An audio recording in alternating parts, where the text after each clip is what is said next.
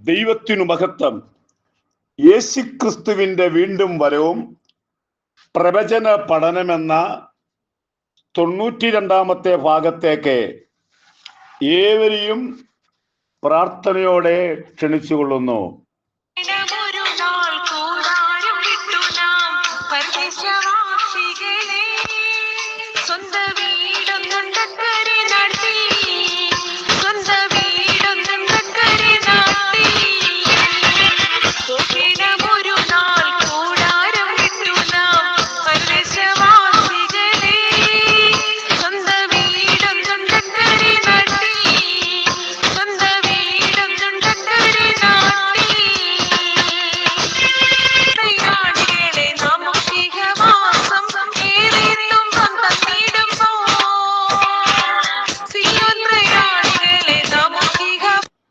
കഴിഞ്ഞ ക്ലാസ്സിൽ നമ്മളെ ചിന്തിച്ചത് സ്വർഗരാജ്യവും ദൈവരാജ്യവും ഈ പറയുന്നത് ഒന്നാണെന്നും ഇത് ഭൂമിയിലല്ലെന്നും സ്വർഗത്തിൽ ആയിരിക്കുന്നു എന്ന് നമുക്ക് ചിന്തിപ്പാനിടയായി തീർന്നു.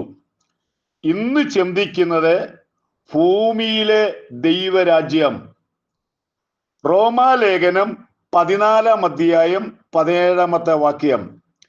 ദൈവരാജ്യം ഭക്ഷണവും പാനീയവും അല്ല, നീതിയും സമാധാനവും അത്രേ. അത് പരിശുദ്ധാത്മാവിന്റെ സന്തോഷം. അതിൽ ക്രിസ്തുവിനെ സ്നേഹിക്കുന്നവൻ ദൈവത്തെ പ്രസാദിപ്പിക്കുന്നവനുമായി ശ്രമിക്കുക എന്ന് പറഞ്ഞിരിക്കുന്നത്. അത് ഭൂമിയിലുള്ള കാര്യമാണ്. ദൈവം അവരെ കൈക്കൊള്ളും. മത്തായി സുവിശേഷം 5-ാം അധ്യായം 3-ാമത്തെ വാക്യത്തില് ഇതുപോലെ തന്നെയാണ് നമ്മുടെ കർത്താവ് പറഞ്ഞിരിക്കുന്നത്.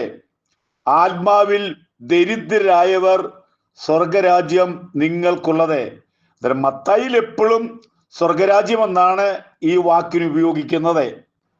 നമ്മുടെ കർത്താവ് ശിഷ്യന്മാരെ നോക്കിയിട്ട് ലൂക്കോസിന് സുവിശേഷം 6-ാം അധ്യായം 20-ാമത്തെ വാക്യം ശിഷ്യന്മാരെ നോക്കി പറഞ്ഞത്, ദരിദ്രന്മാരായ നിങ്ങൾ ഭാഗ്യവാന്മാർ, ദൈവരാജ്യം നിങ്ങൾക്കുള്ളത്. നമ്മള് അവിടെ ഒരു തെറ്റിദ്ധാരണ കടന്നു വരാറുണ്ട്. വെറും പാവപ്പെട്ടവരായിരിക്കുന്നവർക്കാണ് ഇന്ന് ചിന്തിച്ചു പോകുവാൻ സാധ്യതയുണ്ട്. എന്നാൽ നമ്മുടെ കർത്താവ് പറഞ്ഞിരിക്കുന്നതിന്റെ സത്യം എന്താ ചോദിച്ചു കഴിഞ്ഞാൽ, ആത്മാവിനെ പറ്റി വാഞ്ചയുള്ളവരായിരിക്കണമെന്നാണ്. ആത്മാവിനെ പറ്റി ദാരിദ്ര്യമുള്ളവരായിരിക്കണം, അത് വേണം എന്നുള്ള ചിന്തയുള്ളവരായിരിക്കണം എന്നാണ് അതിൻ്റെ അർത്ഥം. അല്ലാതെ കുറച്ച് പാവങ്ങളായിരിക്കുന്നവരോടുള്ള ഒരു വാക്കല്ല. വിനയോ ഇതിനാഗ്രഹിക്കുന്നവരെ നിങ്ങൾ ഭാഗ്യവാന്മാർ.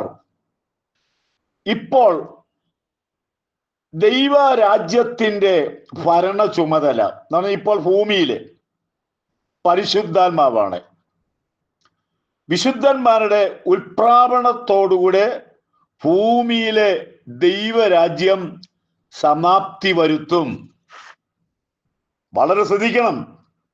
ഇവ പരിശുദ്ധാത്മാവാണ് ഇവിടെ ദൈവസഭ അല്ലെങ്കിൽ ദൈവരാജ്യം, ദൈവ മക്കളെ പരിപാലിക്കുകയും നിയന്ത്രിക്കുകയും ചെയ്യുന്നത് പരിശുദ്ധാത്മാവാകുന്നു. യോഹന്നാൻ 14-ാം അധ്യായം 6-ാമത്തെ വാക്യം, പുത്രൻ മുഖാന്തരമല്ലാതെ ആർക്കും പിതാവിന്റെ അടുക്കൽ എത്തുവാൻ സാധ്യമല്ല. പുത്രൻ മുഖാന്തരമല്ലാതെ അല്ലാതെ വേറെ ഒരു വഴി നിത്യതയിലില്ല എന്ന് നമ്മുടെ കർത്താവ് തന്നെ പറയുന്നുണ്ട്. അതുപോലെ ഭൂമിയിലെ ഇപ്പോൾ ദൈവരാജ്യമുണ്ടെന്നും ആ ദൈവരാജ്യത്തിലെ അംഗങ്ങൾക്ക് മാത്രമേ സ്വർഗത്തിൽ എത്തുവാൻ സാധിക്കുകയുള്ളൂ. ഒന്നുകൂടെ ചിന്തിക്കുക. ഭൂമിയിലുള്ളതായ ദൈവരാജ്യത്തിലെ അംഗങ്ങൾക്ക് മാത്രമേ സ്വർഗരാജ്യത്തിൽ പ്രവേശനമുള്ളൂ. ഇവിടെ സ്നാനപ്പെട്ടതായിരിക്കാം, നമ്മൾ ഇവിടുത്തെ ചർച്ചിലെ മെമ്പേഴ്സാണ്, നമ്മുടെ രജിസ്റ്റർ ബുക്കിൽ പേരൊക്കെ ഉണ്ട്, എല്ലാത്തിനും അംഗീകാരമുണ്ട്. ഇതൊക്കെ ശരിയാണെങ്കിലും നാം ഒരു കാര്യം മനസ്സിലാക്കണം. ഇവിടെ വിശുദ്ധിയോടെ ജീവിച്ച് ഭൂമിയിലെ ദൈവരാജ്യത്തിൻ്റെ അംഗങ്ങളായി മാതൃകാപരം ജീവിച്ചാൽ മാത്രമേ നമുക്ക് സ്വർഗരാജ്യം അഥവാ ദൈവരാജ്യം ലഭിക്കുകയുള്ളൂ എന്നുള്ള കാര്യം നമ്മൾ ഓർക്കുക. ലൂക്കോസ് സുവിശേഷം 17-ാം അധ്യായം 20-ാമത്തെ വാക്യം. പരീശന്മാരെ യേശുവിനോട് ചോദിച്ച ചോദ്യം, അവർക്ക് ചോദ്യം മാത്രമേ ഉള്ളൂ. നല്ല ചോദ്യങ്ങളൊന്നും അവർ ചോദിക്കുകയില്ല. കുടുക്ക് ചോദ്യങ്ങൾ മാത്രമേ അവരുടെ കയ്യിലുള്ളൂ. അവർ നല്ല കാര്യങ്ങൾക്ക് വേണ്ടി ഇടപെടുന്നവരും അല്ല. യേശുവിന്റെ അടുക്കൽ വന്ന് ചോദിച്ചു, ദൈവരാജ്യം എപ്പോൾ വരും? നല്ല ചോദ്യമാണ്. അതൊരു കുടിക്കോദ്യമായിട്ട് യേശുവിനോടൊക്കെ ചെന്നത്. എന്നാൽ നമ്മുടെ കർത്താവ് പറയുന്നു, ദൈവരാജ്യം കാണത്തക്ക വിധത്തിൽ അല്ല, കാണത്തക്ക വിധത്തിലല്ല. ദൈവരാജ്യം നിങ്ങളുടെ ഇടയിൽ ഉണ്ടല്ലോ. അവർക്ക് പിടികിട്ടിയ സംശയമാണ്, ദൈവരാജ്യം നിങ്ങളുടെ ഇടയിൽ ഉണ്ടല്ലോ എന്ന്. ഈ ദൈവരാജ്യം എന്നാണ് സ്ഥാപിച്ചെന്നുള്ള ചോദ്യം ഉണ്ടല്ലോ. എന്നായിരിക്കും ഈ ദൈവരാജ്യം സ്ഥാപിച്ചത്?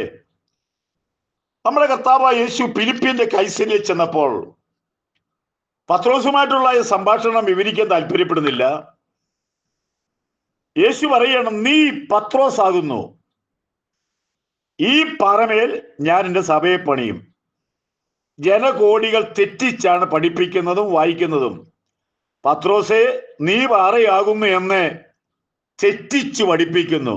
ബൈബിൾ വിളിച്ചു പറയുന്നു, നീ പത്രോസ് ആകുന്നു, ഈ പാറ ക്രിസ്തുവാകുന്ന ഞാനാണ്, ഈ പാറമേൽ ഞാൻ എൻ്റെ സഭയെ പണിയും. അടുത്ത പറയുന്നത്, പാതാള ഗോപുരങ്ങൾ അതിനെ ജയിക്കുകയില്ല. കാരണം പാതാള ഗോപുരം ജയിച്ചിരുന്നെങ്കിൽ ഇന്ന് ദൈവസഭ ഭൂമിയിൽ കാണുകയില്ലായിരുന്നു. അതിൻ്റെ 16-ാം അധ്യായത്തിന്റെ 19-ാമത്തെ വാക്യം വായിക്കുന്നു, സ്വർഗരാജ്യത്തിന്റെ താക്കോൽ ഞാൻ നിനക്ക് തരുന്നു. സ്വർഗരാജ്യത്തിന്റെ താക്കോൽ പത്രോസിന്റെ കയ്യിൽ ദൈവം ഏൽപ്പിക്കുന്നു. ഇതെന്നാണ് സ്വർഗരാജ്യത്തിന്റെ താക്കോൽ താൻ ഓണാക്കിയതെന്ന് ചോദിച്ചു കഴിഞ്ഞാൽ, പെന്തക്കോസ്ത് പെരുന്നാളിൽ ഇവിടെ പത്രോസ് എഴുന്നേറ്റു, ശക്തമായി ദൈവം സംസാരിച്ചു. പരിശുദ്ധാത്മാവെ അവിടെ വന്നുകൂടിയവരുടെ മേൽ പരിശുദ്ധാത്മാവിന്റെ ശക്തി വ്യാപരിച്ചു. അന്ന് മുതൽ ഇന്ന് വരെ ദൈവത്തിന്റെ പരിശുദ്ധാത്മാവ് തൻ്റെ സഭയെ നടത്തുന്നു.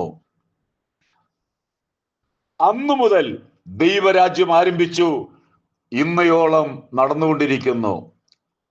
പരിശുദ്ധാത്മാവാണ് ഈ ദൈവസഭയെ പൂർണ്ണമായും നിയന്ത്രിച്ചുകൊണ്ട് ഇന്ന് വരെയും മുന്നോട്ട് പോകുന്നത്. കാഹളം കേൾക്കും, ഇവിടുത്തെ ആത്മീയ ദൈവരാജ്യം അവസാനിക്കുകയും ഒറിജിനൽ അല്ലെങ്കിൽ നമ്മൾ പറയുന്ന സ്വർഗരാജ്യം ദൈവരാജ്യത്തിൽ നമുക്ക് പ്രവേശനമുണ്ടാകും. ദൈവം നിങ്ങളെല്ലാവരെയും അനുഗ്രഹിക്കട്ടെ. ഞാൻ എന്നും പറയുന്ന ഒരു കാര്യമാണ്, എൻ്റെ ഹൃദയത്തിനകത്ത് തിങ്ങി വിങ്ങി പറയുവാൻ എന്നെ പ്രേരിപ്പിച്ചുകൊണ്ട് മാത്രം പറയുന്നു. ഭാരതത്തിൽ ഒരു വലിയ ഉണർവ് വരുന്നു. നമ്മൾ ഉദ്ദേശിക്കുന്നതിനേക്കാൾ അപ്പുറമായി ആയിരങ്ങൾ പതിനായിരങ്ങൾ അതിനോട് പ്രാർത്ഥിക്കുന്നു. നിങ്ങളും പ്രാർത്ഥനയിൽ അംഗമാകുക. ദൈവം നമ്മളെ അനുഗ്രഹിക്കട്ടെ.